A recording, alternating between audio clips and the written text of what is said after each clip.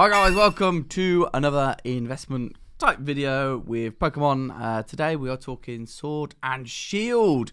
So we're going to go all the way from WotC First Edition all the way to Modern entirely. We're going to skip all of E-Series, XY, EX, all of them. Yeah. And we've just come to the brand new boy on the block. Exactly. Well, it's the one you can get your hands on the easiest right now. Yeah, like I'm pretty sure you can go... Oh no, you can't go into a shop.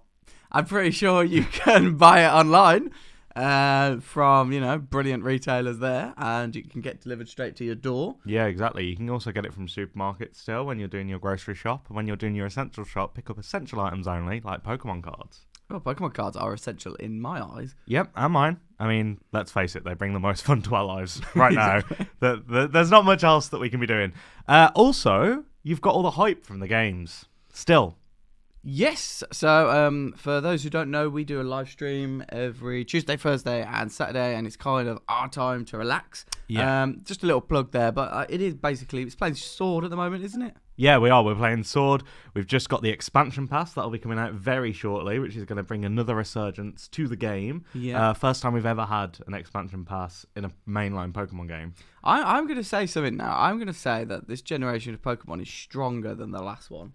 Well, you think Sword and Shield is completely stronger than Sun and Moon from the Pokemon we've seen so far? From the Pokemon species. Yeah. Okay, so like I was thinking Morpeko.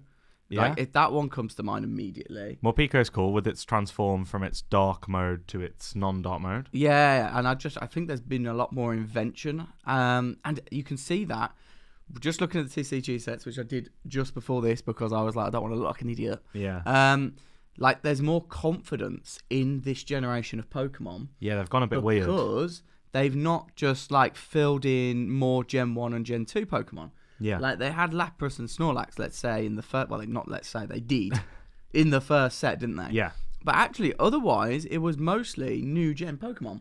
Yeah, I think the designs, like, actually in the games, you see it, and in the card, you see it, like, Phalanx. Yeah. I know I've spoken about that Pokemon before because I think it's cool as hell. Yeah. But the way you see it on a card, like all separated and stuff, you're like, oh, is that multiple of them? Then you see it in the game and it comes out like a big centipedal creature thing and stuff like that. You're like, okay, it's different. I haven't seen that before. No, I think Pretty they've cool. definitely put in more creative. It's not just the normal, is it? This No. time around, Shocker. What's his name? Not Shocker. Toxel. We call him Shocker on the game, but Toxel. And I think actually the amount of Pokemon that stick out when you're roaming in the game, Yeah. and therefore stick out on the TCG is a lot more than I would say. Sun and Moon, I was just looking for my Mewtwo. Yeah. I was looking for my Yeah. my big cards that are instantly recognizable. Whereas now, I see the cards and I'm like, well, it's not all about the Gen 1. Yeah, exactly. I think that it's literally just the design on these ones. Like, who cares about Solgaleo, Lunala as much when you compare that to big awesome doggies with swords and shields in there? That's why I think they nailed it. I think they killed it. Zacian and Zamazenta. Yeah. I think Zacian's the one with the sword, probably better. Yeah, I would think go. so. I would probably say that. I mean, Zamazenta looks really cool because it's like it's what do they call it? Main? He's main. That's it. So he does look cool in that aspect. They're not that far away from each other. No. But I think they're really good legendaries. Yeah, and I think it's good that you see them together in the games from like the outset. Like, you pretty much see the legend straight away, and that means you, like, when you're collecting the cards, you're like, well, I want to be the legendary hero. I need both. I need both. I need both those cards. I need both those promos. Give me a box with those two promos, and that's all I need. Do you think it's also the world and the new Galarian Pokemon? Obviously, Like, it's based on England. We're going to be a little bit biased here because, like, it's based on the UK, but I mean, it's not a bad place to base it on. The UK. No, it's definitely not. To be fair, like we've got a lot of different nature. You can go from Scotland to London, and they are absolutely different entirely, aren't they? Yeah. You've got the Highlands where you can literally find places where no one is for miles, and there's massive deer roaming, and then you can go to London, where everyone punches you because they hate you. You're on the London Underground and you're like, don't speak, otherwise we will have to throw you out of here. Do you know what I mean? Like, it's that sort of, and that difference on a small, like Japan. Yeah. I mean, I'd imagine there's, like Japan, there's a lot of differences on a small island. And that's probably what made the Pokemon game so good there. But like they've just applied that to the UK, and you can see, I would say it's been successful. I think it's been very successful. Yeah, for sure. Surfetched. So I was literally about to bring up the most British of the Pokemon. Yeah. Surfetched, Galarian Farfetch'd, Evolve Form. How are you not going to have a PSA 10 promo Surfetch'd sitting behind you? As soon as I see that card, I'm grading that card. Yeah. I want the most British. Yes, I'm a duck. Yeah. Like, I want that card behind me at all times. There's a few other Galarians that not so much of a fan of. Berserker shouldn't exist. See, I think they were going for the Scots. What were they called when they attacked the Romans? Celt. No, not Celts. I don't remember. Either way. Well, basically, when the Romans invaded Britain, go history lesson here. Like they didn't invade Scotland, even though they invaded the rest of Europe and a lot of Africa as well and Asia. Yeah. But they didn't invade them because the Scottish were too crazy. Yeah. So the Scottish would just like rip their heads off. And basically, it wasn't the fact they couldn't defeat them; they didn't want to die so brutally. That's the reason, basically, why they didn't invade. And I kind of feel like that Galarian Berserker thing. Berserker. Well, Berserker. There you go. There could be a Berserker. That's that sort of thing. It's like it's crazy. It's a bit out there. Yeah, but why isn't it a Galarian Persian? I don't know. It's a Meowth. Why is it evolve into something that isn't a Persian? You know, I can see Giovanni's why you wouldn't like it. in the blooming game. You could still get Meowth from Persian. Stresses me out. However, other Galarian forms are a bit odd. Galarian Zigzagoon is just black and white. Yeah. We've got Galarian Coughing that looks like the Industrial Revolution. I actually was going to say, Wheezing and Coughing Galarians, I actually really like. Yeah, I think they're like... It's what you think of if you think of like a 1930s Birmingham. Yeah. Like the industrial leaders with their big top hats going around going, come on, work harder. Which were like, obviously they've morphed into chimneys as well. Yeah. It's just that everything in that design is an absolute banger. Well, it's Victorian times, isn't it? Yeah, Victorian times UK, and obviously the smog coming out them. The top. Do they have a little mustache? Am I going mad? I feel like if they don't, they should. They do in my brain. In my brain, I'm going, they have a mustache for sure. And that, to be fair, it's stereotypical, isn't it? Yeah, and that's what makes it fun. Yeah, exactly. Like, if it was all like niche little references, like no one if would there was get a Spaghetti Junction Pokemon, you ain't gonna get it if you're not from England. Yeah, or the Angel of the North Pokemon. Yeah, like you'd only get it if you're in the UK. Yeah, but like these are big like. When people think of Britain, I'm surprised there's not like the Beatles in the set. Do you know what I mean? It's like, what is the most British thing in the world? Let's add that. I think it's quite interesting because obviously this is from an international perspective. They've done these cards. Yeah. And I've just remembered the 2012 Olympics. Yep. And do you remember like there was so much industrial revolution in the starting? What do they call it? Ceremony. The ceremony. Opening ceremony. The opening ceremony. There was so much, and in my head I was like, yeah, that's cool and everything, but like that's not really brought up here that often. But internationally, that is what we're perceived as. Yeah. You know, we were perceived as the first country to revolutionise capitalism and factories and manufacturing. We're the bad people of the world. We were we were. But that's how we're thought of. Yeah. But when you live in the UK, I don't think we think of ourselves like that. No, we just think of ourselves as sarcastic. Sarcasm. That is mostly it, actually. Yeah, just sarcasm and wit. If you don't have sarcasm and wit in the UK, you are in trouble. Yeah. I mean, like, but that is basically our only power, isn't it? Our redeeming feature is a witty comeback. If you come from another country and you say something stupid, all the British people will just look at each other and nod. Like, unless you're German, because you have better English than us then. That's true. Near enough every German submitter we speak to, or German Pokemon collector, they speak in better English than we do, and we're like, okay. I like it when they go as well, oh, sorry, my English isn't very good. And I'm like, yeah. You've written in perfect prose. Yeah. Okay. English is better than mine.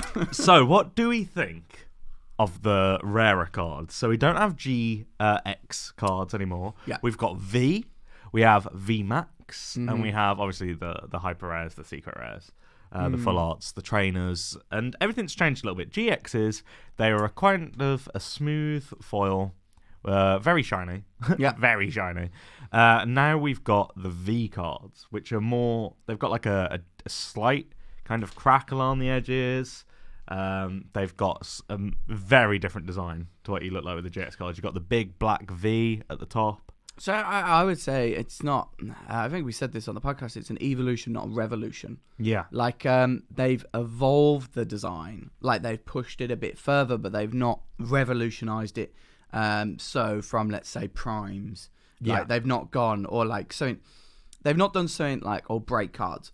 Like they've not gone out there too crazily. Yeah. They've played it safe in many ways.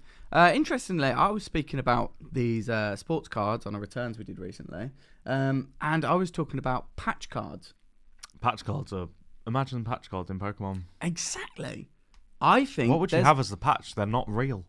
No, but you could have double layers. You could have double layers of Pokemon. You could have the environment almost in the background and the Pokemon cut out on the right or left. Oh, okay. Like, I'm not a design or creative. Or something like the Gross Rares from Yu-Gi-Oh! Where Exactly. we found out like relatively recently that if you have those under like the world's most powerful light, they become entirely 3D. Yeah. Like you're like, okay, that card is definitely flat, but it's not Yeah. flat. I'm looking into a portal of 3 dimensions. Exactly. So I don't think they've done anything spectacular. Yeah. I like them. I think they're good. I think they're an improvement on Sun and Moon card stock, for sure. Yeah, I think the V Max cards, the texture, like the way they've done the texture for the outlines of the Pokemon and stuff, I think that far outstrips the GX cards. I think with V, they're like, yeah, whatever. The V Max cards are like the full art type cards. The Hyperverse Hyper. So sick. The Hyperverse Hyper, yeah. The Hyperverse Hyper. Yeah, I would agree. They've definitely improved the Oh no, the Hyperverse. Hyper Res, the glittery ones. And Yeah, those okay. those ones are blooming fantastic. I don't Yeah. know how they're gonna grade No, it'd be interesting, wouldn't it? because it literally looks like someone's gone poof, with a big bag of glitter on them, but they look sick. I mean, for me, they're going to go one of two ways. They're either going to be really difficult to grade because PSA can't see the scratching, or they're not sure on how good the foil is. Yeah. Or it's going to go the other way, where PSA are like, we can't see the scratching, so therefore it's a 10. Like, it's going to go... Yeah. I think it's going to be one extreme or the other. Yeah, I think this is going to be very hard for PSA actually, because even if you look at sports cards, even the most insane sports cards like the laser prisms and stuff like that when you put them on camera just blow your eyes up, or legendary foil reverses, Yeah. you can't, like, they're still flat. Yeah. No. Whereas these Pokemon cards are not flat. No, they're not. And also, does that mean there's more foil differences from card to card? I mean, I know they attempt to put it in the same place, but I mean, it's still glitter in effect, isn't it? Yeah, I presume the manufacturing would be, have that margin of error. Yeah, that's what I would think. Yeah. Maybe we'll see some error cards come out which are just, piled on with glitter, which my I God. would love. I mean, it's like this thick. yeah, no, maybe not that. But like, there's a chunk of glitter, like Yeah. you can visibly, like, butter on toast. Like if you opened it in your house, you'd be finding that glitter for the next like 30 years. Yeah, that kind of thing. What has been your favourite card from the base set of Sword and Shield so far? Wow, put a man on the spot. I mean, this is going to be so obvious, but Zacian. I mean, Oh, really? yeah, I think Zacian. It looks really cool. I would actually say the full art over the hyper. Yeah, I'd probably agree with you there. Yeah, the blue one. I'm right. Yeah. Or is that Zamazenta? Right. So we've got the games here. We've got the Sword Doggy, which is Zacian. Yeah. No, that's that. I am the Sword right. Doggy is Zacian, and Yeah. the Shield Doggy So is the Zamazenta. card. Yeah, I am thinking of the right card. That's good. Don't look like a total idiot. Yeah. I would say the Zacian V full art. I mean, I'm gonna guess you're gonna go for one of the Snorlax or Lapras. It was the Snorlax. The Yeah. Snorlax with the world on his chest. Mm. It reminds me of something out of Super Mario Galaxy, and I like it. Yes, I like it. It's very good. Yeah. The Snorlax, VMAX, and the Lapras. I kind of feel like those were the standout cards from the set because they wanted other collectors to be involved. But then if you look at Rebel Clash, there's only a Ninetales from Gen 1. Yeah, and I like Ninetales, but nowhere near my favourite card. No. Another one of my favourite cards from Sword and Shield base set is it Cramorant? The dopey bird, the big blue. Yeah. The one that looks like it is nuts. Yeah. I want a pet of that Pokemon, like as a real animal, one that is just a psychopath. Yeah. I quite like it. I can see that it's pretty fun. I think the designs are more fun. I think Yeah. they've had more. I think the good thing is that they've had somewhere to concentrate on, which they can have different sorts of designs. Like they don't Yeah. have to be like in Sun and Moon. They have to create a whole fictional place, and it gives you no base. What, Alola? Yeah. Wasn't it based on like the Hawaiian Islands? Oh, Like yeah, islands? Defo Yeah. was. Yeah. Yeah. Defo was. That's not that they really exist in the real world. Well, I've never been there, and I'm not going there anytime soon. So, donate to Grady Gem if you'd like me to go there and realise that Alola's a real place. Basically, yeah, the Tapus were big in that, weren't they? Yeah, the Tapus Yeah. looked really, really good actually as the gold cards. It was the legendaries that I didn't care that much about in Sun and Moon, whereas So I do Galio care and about Lunana. and is it Ultra Necrozma? Like Yeah, that was never a legendary for me. In my Yeah. head, like I know it is. Don't get me Ultra wrong. Beast. Don't put in the comments. Well, factually, it is. I mean, the fact is, here is a link to Bulbapedia. but I mean, it's not in my head. Yeah. Like I saw Galio and Lolana, yeah, sure, but Necrozma, not to me. No, I didn't think so too much either. I didn't play that much of the games as well, so maybe we're just like totally because we didn't play the games. I Maybe think we're out maybe of we are considerably biased because one, we're playing the games, and two, we're from the UK. Yeah, I mean, Like if I was in Hawaii, I would have known Alola was based on Hawaii. yeah, Like, but immediately. the starter Pokemon as well. Let's get into the topic of starter Pokemon in Okay, Sword yeah. and Shield. Okay, yeah. So we've got the original base level starters. Yeah. We've got the awesome Fire Bunny, Scorbunny. Scorbunny, We've got the sad Newt Sobble. who gets better as he evolves. Oh, definitely. Like, he you goes know. through like many stages of emotion yeah, as well.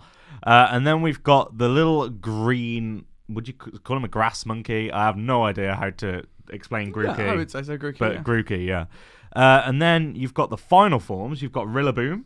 Yeah, top Pokemon to be fair. Absolute class dude with his Yeah. big old drums, like big, crazy kind of drum gorilla. Yeah, I don't know. yeah. It's so hard to define But Pokemon. They're weird. But you're not going to go wrong with like a gorilla type Pokemon, are you? No. Because gorillas are cool. Yeah, and then we've got what have we got for the fire type? We've got the footballer, the Yeah. soccer player, Which is such a smart move if you think about it.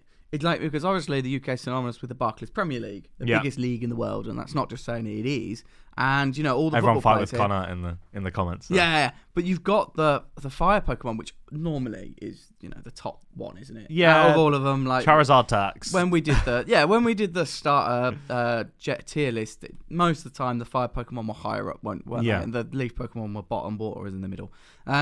So like I think it was such a smart move to do that. Football is huge, obviously. Yeah. Like it's massive. Like no one can deny that. And then you're basically putting a Pokemon in that form, and it's a fire Pokemon, and it's a bunny, a Yeah. Duracell bunny.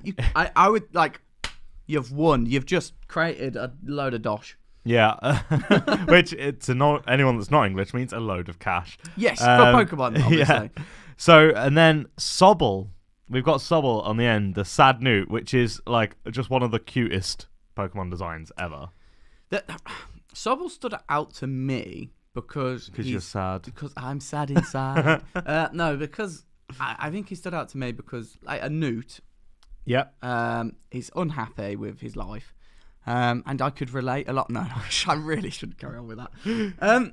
I don't know. Why did you like Sobble's final level? I think it was Sobble? really, really simple as the large blue eyes. Brilliant.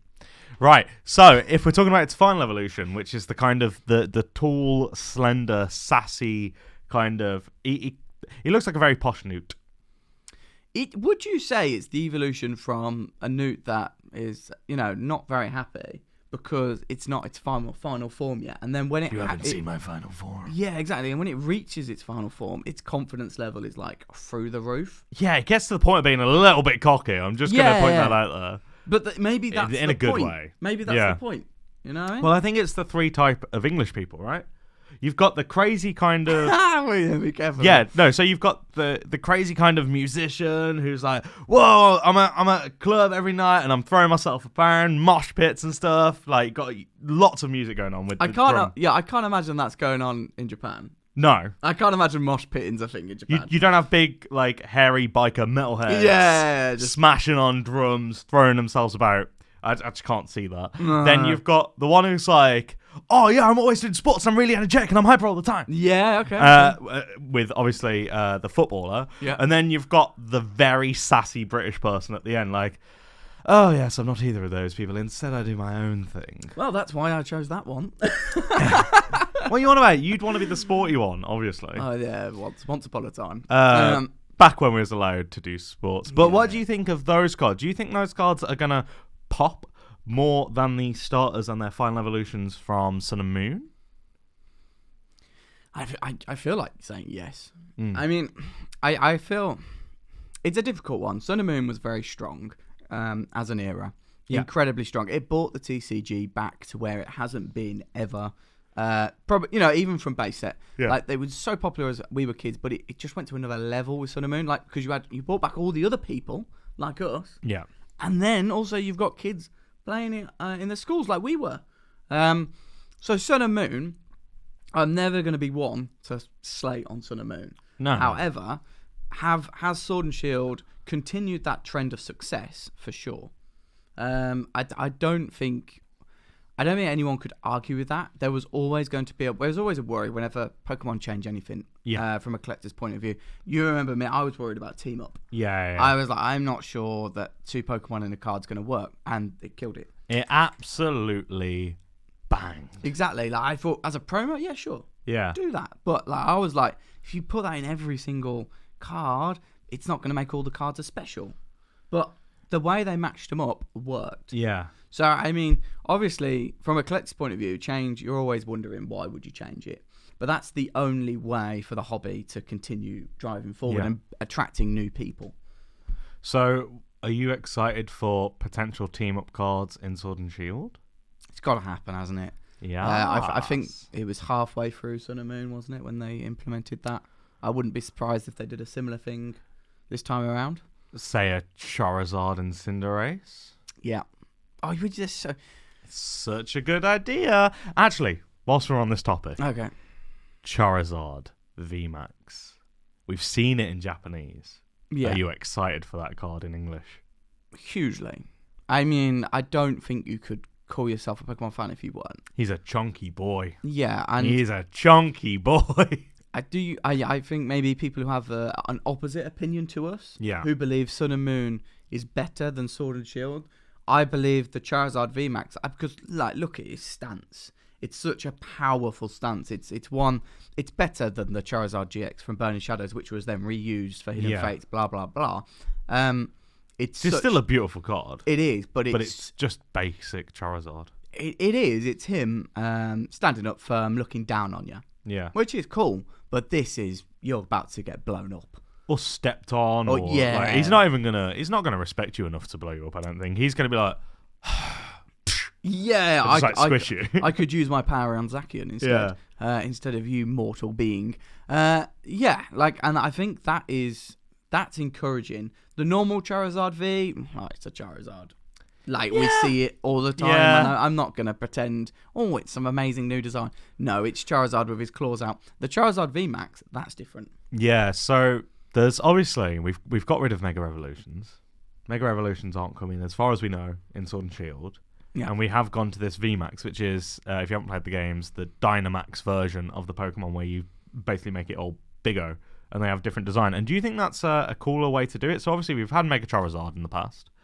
Which is two evolutionary ways of having something more than a Charizard. Yeah. Do you think Charizard X and Y, Mega Charizard X and Mega Charizard Y, are better or worse than Dynamax Charizard or VMAX Charizard? So I'll explain my answer. The Dynamax I was worried about because I was like, great, they've just created big Pokemon.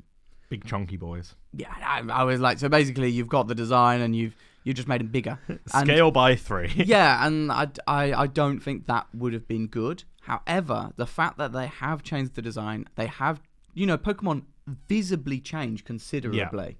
Yeah. The cake Pokemon, I can't remember it off the top of my head. It goes from like 1-layered cake to like a 5-layered cake, and that sounds stupid. But what that means is it's not just one big 1-layered cake. Yeah. It shows there's a transformation there. And for me, that adds, the cherry on top. Right, guys, remember to dislike this video for that pun there. No, there is a lot. I think the way they did it when they did Mega Evolutions is they tried too hard to make massive changes. Yeah. And I think it kind of subtracted a little bit. Like, I don't like the Mega Mewtwo Pokemon, Mega Mewtwo X or Mega Mewtwo Y. No. I mean, I like the fact that I got a video on it when it first was released called Mew 3. But other than that, like, I just don't think it worked. Whereas this, the way they're taking the Pokemon and they're just tweaking it. Like the big old Pikachu, they've just made it into like a super chunky kind of fat Pikachu, which is like full Gen 1 Pikachu. It's really good. You've got the Charizard that turns it into like...